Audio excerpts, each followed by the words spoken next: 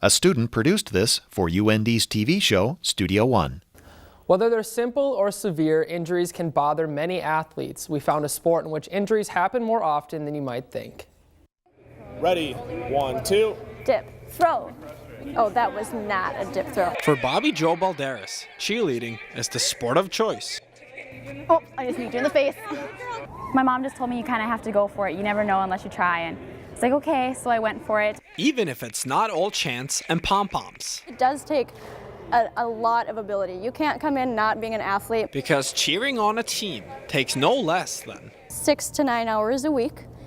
Plus they do weightlifting. At the University of North Dakota Cheer Camp, Bobby Jo and other new and hopeful cheerleaders gather to lift their knowledge and to strengthen their skills. You have to be strong. You have to be strong to be a base. You have to be tight to be a flyer, which requires abs and working out and knowing what's going on. And as in any other sport, injuries occur.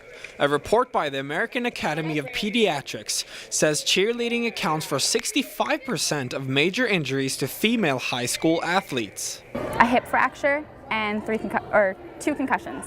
And this can throw them off balance. A lot of times we'll lose someone on short notice, and that can be a huge thing because If we're missing somebody who's normally on the bottom and they know what they're doing and they're gone, there might not be anybody else to step in for that. In order to get to the big stage and come together as a team, the hopefuls are going through a complicated process just to perform a simple trick. What they do on a field or at the basketball court, they have practiced that hundreds of times. And with hundreds of eyes watching, Bobby Jo and her team could wrap up their day with yet another strong finish.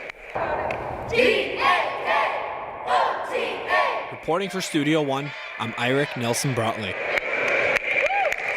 Even though cheerleading is a sport involving many injuries, recent studies also show that they are on a steady decline.